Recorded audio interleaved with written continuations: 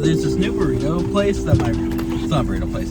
It's a salad place. My brother found it, and he went there the other day, got a salad. We were just gonna kind of test it out, see if it was a place we'd want to go again. And it was actually really good. And I was like, this is actually not bad. How much was it? And he was like, it was like, after tax, roughly $7 a salad. And I found out that this place is on my way to work. So I was like, I'll stop by there today and I'm gonna grab breakfast and I'm gonna grab a salad for lunch. And it was like $9.70 for a breakfast burrito and for a salad, which in this economy right now, that's like McDonald's cheap. Actually, I think it's cheaper than McDonald's. I'm like, this might become a staple for me. Like it's pretty good.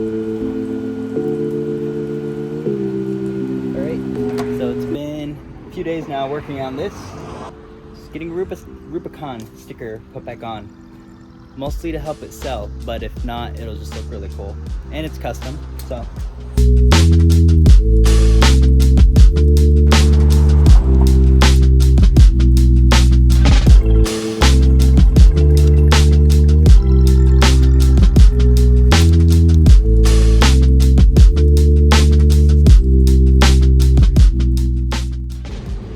looks super good. I'm very excited about it. Oh yeah, now I remember why I hate this stupid thing. I have to drive with the windows down because it's hot outside for some reason, and the AC in this Jeep doesn't work. But for sake of the video, I will roll it up. I feel the need to explain that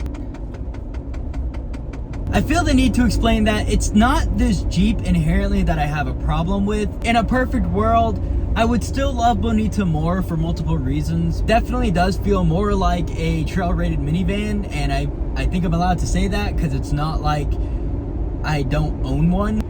So yes, in a sense, there are some things I hated. But I used to love JKs, and oddly enough, I actually, the first Jeep I wanted was a JK, and I actually thought CJs were ugly. I thought that YJs were even worse. I was with the square headlights being ugly thing, and I wanted a TJ because it was the closest thing it seemed like I could afford to a JK, but I just wanted a TJ for a couple of years until I could save up enough money to buy a JK, and this was back when I first discovered that I want a Jeep, and my understanding of Jeeps was very minimal. I just wanted a vehicle, and I like the outdoors, and I like traveling and adventures. I like that aesthetic. I like that. It seemed like my kind of people would be the kind of people who bought Jeeps. Boy, was I mistaken. I should have bought a Toyota. And I always had respect for JKs until I got this one, and now I hate I wouldn't say I hate them. I hate this one. But 90% of the reason I probably hate this Jeep has nothing to do with JKs in general. It's that this Jeep represents to me everything I hate about society. It doesn't allow me to do the things I want to do, and this is a handcuff for me. This is literally an anchor for me in my life, it feels like, where I can't go and travel and do things I want to do, all because of this Jeep. And I've thought of multiple scenarios of ways I'd be able to get out and travel comfortably. I just wanted something more practical, something where I wouldn't have to worry about the financials of it, because I felt like I was spending a car payment's worth on Bonita a month. But the problem is now I have this Jeep, and I have to pay a literal car payment, $600 a month, plus I have to do the maintenance. So unlike before where the maintenance was just a thing, I have to pay for the maintenance plus the $600 a month payment, and it's not even like the fuel economy is much better. I thought that this Jeep would get like a drastically better fuel economy, but apparently it doesn't. I don't understand how or why. Maybe it does. Maybe I haven't exactly done a side-by-side comparison, but I think that if Bonita was a little bit healthier, she would get almost the same fuel economy with her loaded down. So I don't know. Yeah, this Jeep is a thing, and I want to sell it. So if anyone wants to buy this Jeep, it's open for sale. It's got a Rubicon sticker on it now, so I'm hoping it will sell.